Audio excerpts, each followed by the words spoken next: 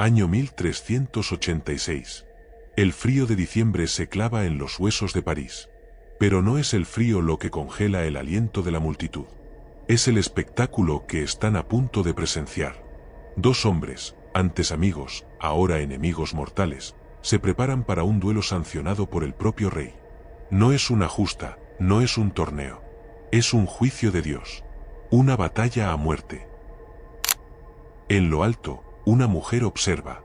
Su destino pende de un hilo tan fino como el filo de la espada de su marido.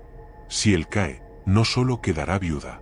Será declarada mentirosa ante Dios y los hombres, y será arrastrada desde esa misma plataforma para ser quemada viva en la hoguera. Todo descansa sobre una sola pregunta, una acusación terrible que ha dividido a la nobleza de Francia. ¿Mintió ella? Esta es la historia del último duelo, una cadena de honor, traición y una brutal lucha por la verdad en un mundo gobernado por el acero. Para entender cómo se llegó a este punto de no retorno, debemos retroceder.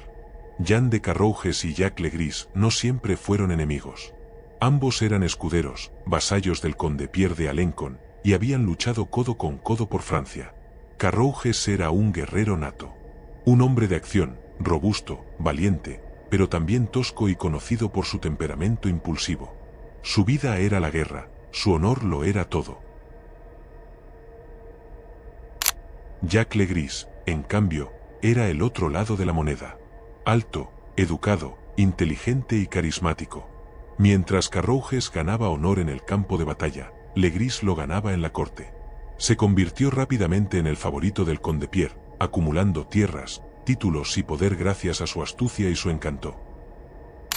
Y aquí comenzó a forjarse la primera cadena de esta historia, la envidia. Carrouges, el soldado leal, veía como Legris, el cortesano, recibía las recompensas que él creía merecer. Una disputa por unas tierras que Carrouges consideraba suyas por herencia y que el conde otorgó a Legris, envenenó su relación. Intentaron una reconciliación pública, pero la semilla del resentimiento ya estaba plantada y no haría más que crecer. En medio de esta creciente rivalidad, Carrouges se casa con Marguerite de Thibouville. Ella no era solo una cara bonita, era joven, culta y heredera de una considerable fortuna, un matrimonio que prometía restaurar el estatus de Carrouges.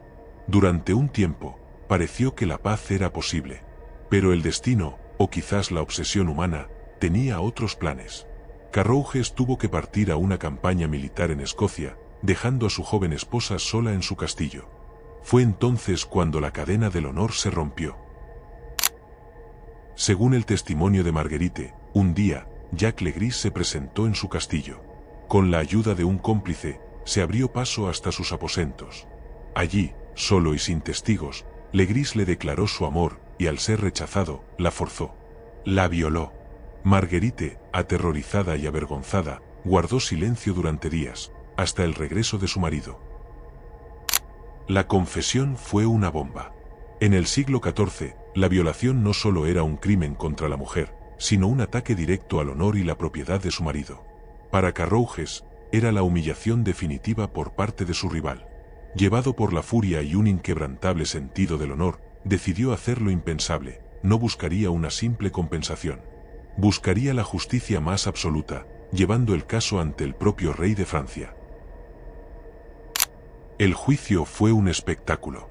Legris, con su reputación impecable y el poderoso apoyo del conde Pierre, negó rotundamente la acusación.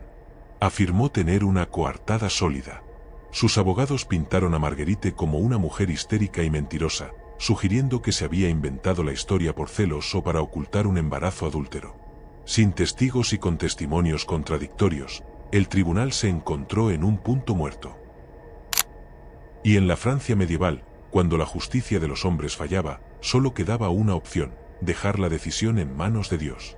Carrouges, convencido de la verdad de su esposa y consumido por su necesidad de vengar su honor, exigió un juicio por combate. Un duelo a muerte. El rey, un joven fascinado por los relatos de caballería, aceptó. La fecha fue fijada. Y así volvemos al campo helado de París. El duelo no era solo una lucha entre dos hombres. Era una apuesta terrible. Si Carrouges ganaba, Dios habría demostrado la culpabilidad de Legris y el honor de Marguerite sería restaurado. Pero si perdía, Dios habría hablado, declarando a Marguerite una perjura. Su destino, la hoguera. La lucha fue brutal. Ambos hombres eran guerreros experimentados. Primero a caballo, donde sus lanzas se destrozaron. Luego a pie, con hachas, espadas y dagas. Carrouges fue herido en el muslo, una herida grave que lo hizo tropezar. La multitud contuvo el aliento. Legris se abalanzó sobre él, hundiendo su espada en el caballo de Carrouges y luego volviéndose hacia el caballero caído. Parecía el fin. Pero en un último estallido de fuerza, Carrouges se revolvió. Usando el peso de su armadura, derribó al corpulento Legris. Ahora las tornas habían cambiado. Carrouges, a horcajadas sobre su enemigo, le exigió una confesión. «Confiesa tu pecado», le gritó. Atrapado bajo el acero, Legris solo pudo responder: «En el nombre de Dios, y bajo pena de la condenación de mi alma, soy inocente». Fue suficiente. Carrouges, al no obtener la confesión, ejecutó la sentencia de Dios. Hundió su daga a través de la visera de Legris, poniendo fin a su vida y al duelo. Carrouges fue declarado vencedor. El honor de su esposa fue restaurado y él fue colmado de premios y prestigio. La justicia, a los ojos del siglo XIV, se había cumplido. Pero la historia deja una sombra persistente. Años después, un criminal confesó en su lecho de muerte una serie de crímenes, incluyendo una violación que tenía similitudes asombrosas con la de Marguerite. Nunca sabremos con certeza absoluta lo que ocurrió en aquella habitación. ¿Fue Legris un monstruo culpable o la víctima de una cadena de envidias y malentendidos? ¿Fue Marguerite una víctima valiente que luchó por la verdad, o hubo algo más en la historia? Lo único seguro es que en un mundo donde el honor lo era todo, la verdad a menudo tenía que abrirse paso a través de la sangre y el acero, encadenando el destino de hombres y mujeres a la brutal sentencia de un duelo a muerte. Para comprender la mentalidad de Carrouges y Legris, debemos sumergirnos en el mundo que los moldeó, el código de la caballería tardomedieval. No era solo un manual de combate, era un complejo sistema de valores que dictaba cada aspecto de la vida de un noble. El honor no era un concepto abstracto, era el capital social y político de un hombre. Era su reputación, su valía y su misma identidad. Perder el honor era peor que perder la vida. Este código se basaba en 3 pilares: lealtad a su señor, destreza en el combate y una devoción cortés, aunque a menudo superficial, hacia las damas. Sin embargo, este sistema estaba lleno de contradicciones. Un hombre podía ser un león en el campo de batalla, pero un zorro intrigante en la corte. Podía escribir poesía a una dama mientras trataba a su propia esposa como una mera posesión. En este ambiente, la percepción lo era todo. La amistad era frágil y la rivalidad, constante. Carrouges representaba la vieja escuela, el honor ganado con sangre y acero. Legris, en cambio, personificaba al nuevo cortesano, el honor ganado con influencia y favor real. La tensión entre ellos no era solo personal, era el choque de 2 mundos, 2 formas de entender el poder. Y en esta arena de ambición y orgullo, el honor de una mujer, lamentablemente, se convirtió en el campo de batalla donde estos 2 hombres decidirían, de una vez por todas, quién era superior. Cuando Carrouges llevó su caso ante el Parlamento de París, no se enfrentaba a un sistema legal como el que conocemos hoy. La justicia del siglo XIV era un laberinto de leyes feudales, derecho canónico y tradición oral. La prueba física era reina, y los testigos, cruciales. En un caso de ella dijo, la balanza se inclinaba casi siempre a favor del hombre con más poder e influencia. Y ese hombre era, sin duda, Jacques Legris, respaldado por el poderoso Condepierre. Ante un sistema legal incapaz de determinar la verdad, la sociedad medieval recurría a una instancia superior, la justicia divina. La idea del juicio de Dios u ordalía era una creencia profundamente arraigada. Se creía que Dios no permitiría que un inocente sufriera o que un culpable quedara impune. Se forzaba a los acusados a caminar sobre brasas o a sostener hierros al rojo vivo. Si sus heridas sanaban limpiamente, Dios los había declarado inocentes. El juicio por combate era la forma más noble y espectacular de estas ordalías, reservada para la aristocracia. No se trataba de determinar quién era el mejor luchador, sino de crear un escenario para que Dios interviniera directamente. Se creía que él daría la victoria al que decía la verdad, sin importar su fuerza o habilidad. Al exigir el duelo, Carrouges no solo estaba desafiando a Legris, estaba desafiando a Dios a que mostrara su mano y revelara la verdad al mundo, en un acto de fe tan absoluto como desesperado.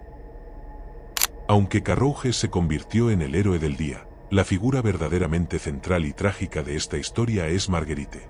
Su terrible experiencia se vio agravada por un sistema que la silenció y la juzgó a cada paso. Vivía en una doble prisión, primero, la del trauma de su agresión, y segundo, la de una sociedad que la consideraba una propiedad cuyo valor había sido dañado. Su voz solo importaba en la medida en que afectaba al honor de su marido. La ironía poética de su situación es devastadora. Para probar su verdad, tuvo que someterse a la posibilidad muy real de una muerte horrible, no a manos de su agresor, sino a manos del propio sistema judicial. Su reivindicación no provino de su testimonio creíble ni de su palabra, sino de la capacidad de su marido para matar a otro hombre. Su libertad y su vida le fueron devueltas, no por su propia agencia, sino como un trofeo ganado en combate. El duelo no fue el fin de su historia, sino el comienzo de una vida marcada por ella. Se retiró a sus fincas y no volvió a la corte. Su caso, aunque extremo, simboliza la brutal realidad de incontables mujeres en la historia, cuyas cadenas no siempre fueron de hierro, sino de expectativas sociales, de honor masculino y de una justicia que rara vez les pertenecía. Su lucha, en el fondo, no fue solo contra un hombre, sino contra un mundo entero.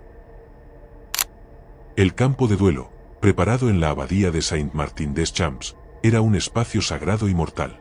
Antes del combate, ambos hombres juraron sobre la Biblia que su causa era justa. Marguerite, vestida de luto, fue escoltada a su cadalso, un recordatorio constante de lo que estaba en juego.